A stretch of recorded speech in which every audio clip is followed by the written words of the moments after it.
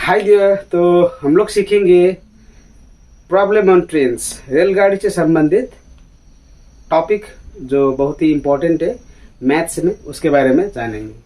तो टॉपिक है problem on train. Okay, तो सबसे पहले हम लोग जानेंगे प्रॉब्लम ऑन ट्रेन में क्या होता है। डिस्टेंस होता है, एक डिस्टेंस निकालना होता है। डिस्टेंस किस तरह से निकालते हैं हम लोग? टाइम इंटू स्पीड करते हैं।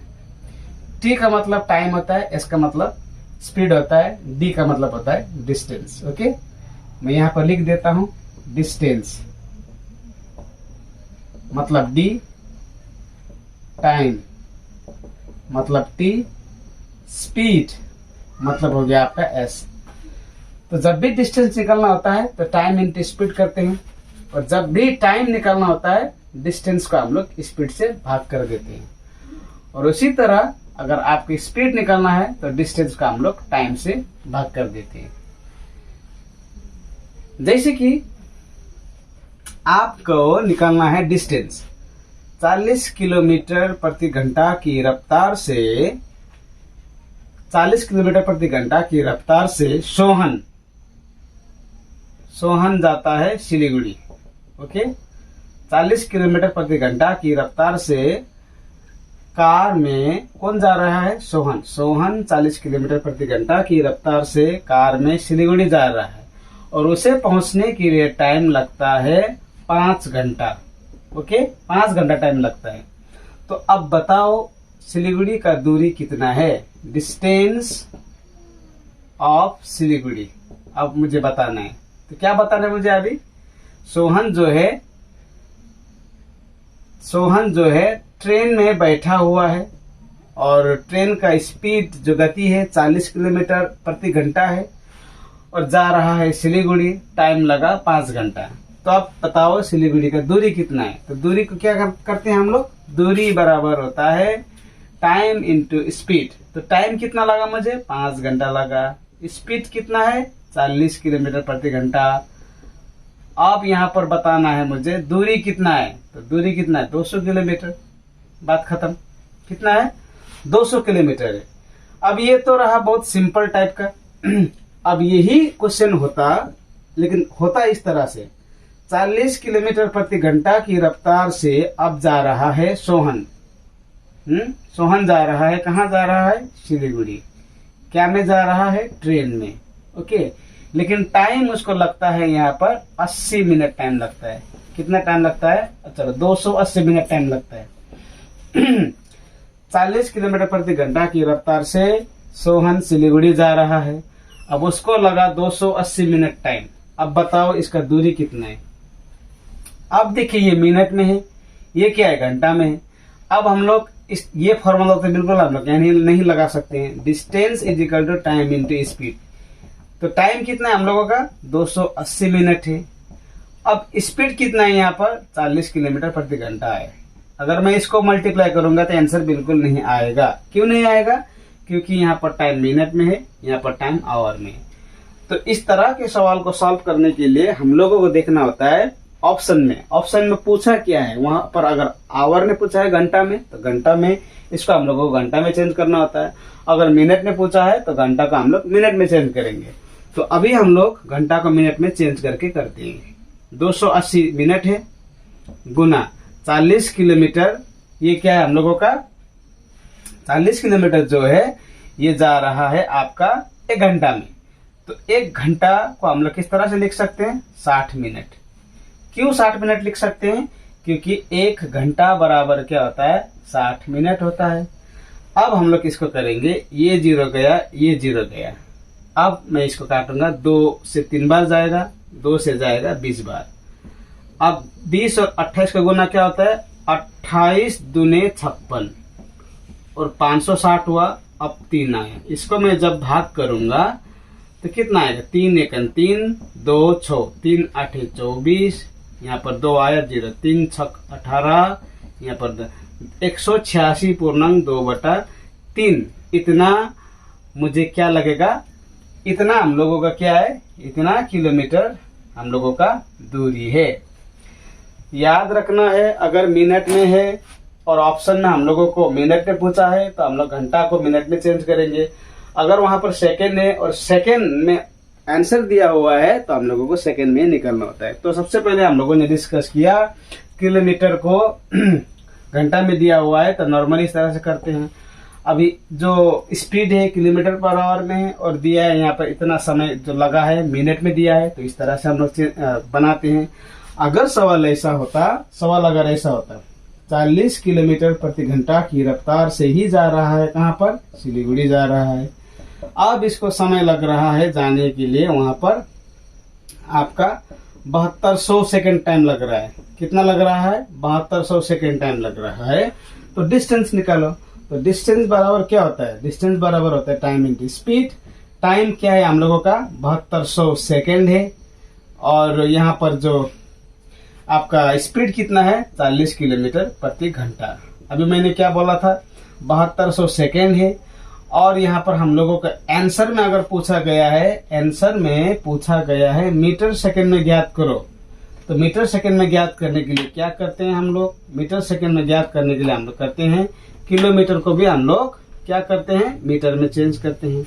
तो किलोमीटर को मीटर में जब चेंज करते हैं तो क्या करते हैं हम लोग 1000 से गुना करते हैं। क्यों करते हैं, क्योंकि 1 किलोमीटर बराबर होता है 1000 मीटर। ओके, तो अब ये किलोमीटर जो है मीटर में चेंज हो गया, अब ये बन गया मीटर।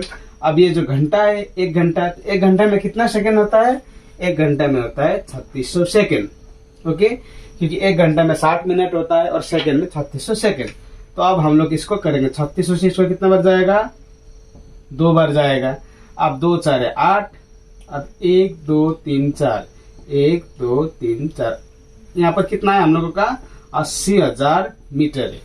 80,000 मीटर है, कितना है 80,000 मीटर इसका दूरी है।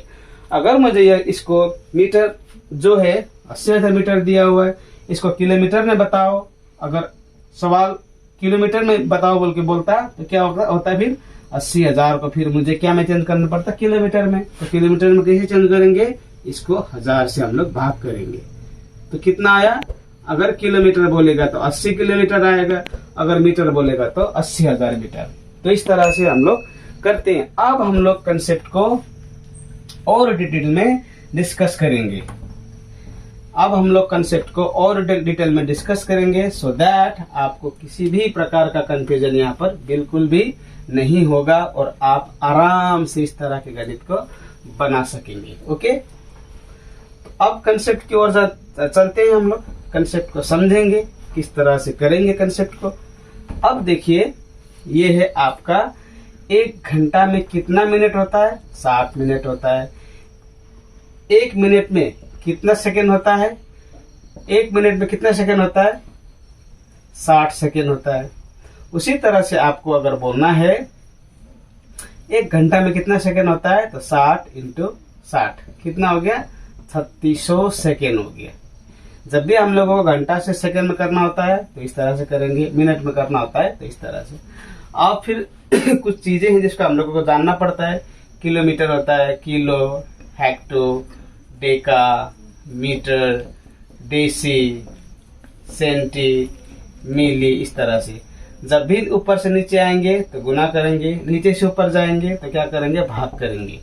1 किलोमीटर प्रत्येक जो घर है वो 10 का होता है उसका वैल्यू। तो यहाँ से अगर मुझे किलोमीटर से मीटर में आना है तो कितना घर गया, 1 2 3, 10 10 100, 100 10 1000। तो 1 किलोमीटर बराबर कितना होगा, नीचे आया तो गुना करना पड़ेगा कितना से, 10 10 100, 100 10 1000। ये मल्टीप्लाई होता है तो 1000 से कितना हो जाएगा हम लोगों का 1000 मीटर।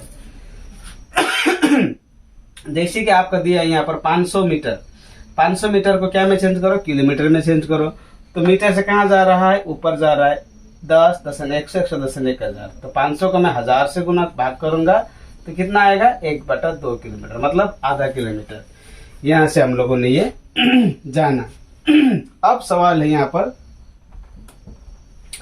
दूसरा, जब अब यहाँ पर हम लोग कुछ सवाल करेंगे। जैसे कि है 120 मीटर लंबी ट्रेन है, 120 मीटर लंबी ट्रेन है, 120 मीटर लंबी ट्रेन है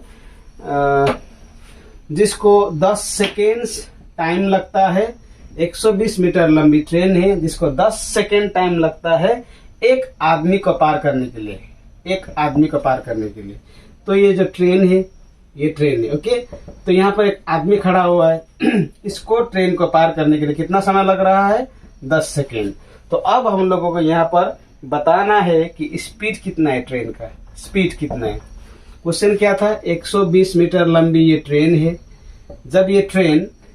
जब ये ट्रेन इस आदमी को पार करता है तो 10 सेकंड पूरा टाइम लगता है। तो अब बताओ स्पीड कितना है? अब स्पीड का फॉर्मूला क्या है?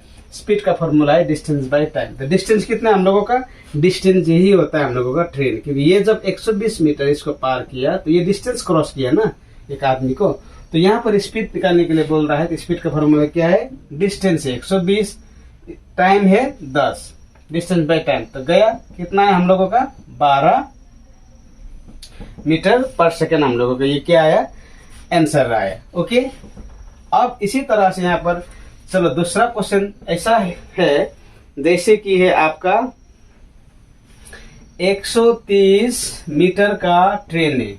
130 मीटर का एक ट्रेन है और यहाँ पर एक ब्रिज है, यहाँ पर एक क्या है? पुल है। 130 मीटर का ट्रेन है, यहाँ पर एक ब्रिज है। ब्रिज को पार करता है ये 30 सेकेंड में। ब्रिज को कितने में पार करता है? 30 सेकेंड में। 30 सेकेंड में पार करता है। और ये ट्रेन का जो स्पीड है, ये स्पीड है आपका 45 किलोमीटर प्रति घंटा। तो आप बताओ ये ब्रिज का लेंथ कितना है? आप बताओ ब्रिज का लेंथ कितना है? क्वेश्चन मैं एक बार फिर रिपीट कर रहा हूँ। 130 मीटर की एक लंबी ट्रेन है, 130 मीटर लंबी ट्रेन है। और इस ट्रेन को एक यहाँ पर एक ब्रिज है, ये पुल है। इस पुल को पार करने के लिए बिल्कुल समय कितना लगता है? समय लग रहा है 30 सेकेंड समय लग रहा है, 30 सेकेंड, ओके। और इसके स्पीड कितना दिया हुआ है? इसके स्पीड दिया हुआ है आपका 45 किलोमीटर प्रति घंटा। 45 किलोमीटर प्रति घंटा दिया हुआ है। तो अभी हम लोगों को बताना है कि ये ब्रिज का लंबाई कितना है, ओके। सवाल क्या है? 130 मीटर लंबी एक ट्रेन है, एक पुल को पार करती है। उस पुल को पार करने के लिए ट्रेन को 30 सेकेंड टाइम लगता है और उसका गति दिया हुआ है 45 किलोमीटर। तो ट्रेन का ब्रिज का लंबाई ज्ञात करो। तो 130 ये ट्रेन है, ओके, ये ट्रेन हो गया। फिर प्लस ब्रिज कितना है? ब्रिज का हम लोगों को लेंथ मालूम नहीं है, तो ब्रिज के x मानते हैं। तो ये टोटल लेंथ हुआ। ये पूरा डिस्टेंस को पार करने के लिए 30 सेकेंड टाइम लगता है, जबकि इसका गति है 45 किलोमीटर प्रति घंटा, ओके। तो आंसर हम लोगों को देखना होता है। अगर मीटर सेकेंड में है तो हम लोग इसको चेंज करेंगे, अगर किलोमीटर में है तो इसको चेंज करेंगे। फिलहाल आंसर है मीटर सेकेंड में। तो 45 किलोमीटर। अब ये क्या बना? ये डिस्टेंस है, ये क्या है? ये टाइम है। तो distance by time is equal to क्या हुआ? स्पीड। तो स्पीड 45 किलोमीटर प्रति घंटा है। तो 130 प्लस x करेंगे, यहाँ पर 30 सेकेंड करेंगे। और 45 किलोमीटर को अगर हम लोग मीटर में चेंज करेंगे तो 1000 में, अभी मैंने यहाँ पर बताया था। और 1 घंटा को हम लोग सेकेंड में चेंज करेंगे तो 3600 से हम लोग गुना करेंगे। तो ये गया 0 0 गया, 9 4 36, 9 5 45, 2 दूनी 4, 2 5 10। 130 प्लस x यहाँ पर आया 30। अब 5 5 कितना हुआ? 25/2। अब क्रॉस मल्टीप्लाई होगा 2 से 260, 2 से x, ये हो गया 750। 2 से 130 को 260 प्लस 2 से x को 2x और 2530 गुना करें 750। तो 2x इज इक्वल टू 750। ये 260 इधर जाएगा तो यहाँ आया। अब 2x इज इक्वल टू 750 में 260 को घटाएगा, 0 में 0 गया 0, यहाँ पर हो गया 15 में 6 गया 9, यहाँ पर बचा 6, 6 में 2 गया 4। तो x इज इक्वल टू हो गया 490। तो 2 से 2 दूनी 4, 2 4 8, 2 5 10। तो ब्रिज का लंबाई कितना हुआ? ब्रिज का लंबाई हुआ 245 मीटर, ओके। तो इस तरह से हम लोगों ने डिस्कस किया प्रॉब्लम ऑन ट्रेन से। इसके ऊपर बहुत सारे अच्छे अच्छे सवाल है, लेकिन आज हम लोग कितना ही डिस्कस करेंगे। नेक्स्ट लेक्चर पर अगर हो सके तो अच्छा सवाल को मैं लाऊंगा, लेकिन डू कमेंट, ओके। कमेंट कीजिएगा अगर आप चाहते हैं कि मैं इस लेक्चर के ऊपर और सारे सवाल लेके आऊं, उस पर डिस्कस करूं, तो कमेंट जरूर कीजिएगा। Thank you very much. मिलते हैं नेक्स्ट लेक्चर पर।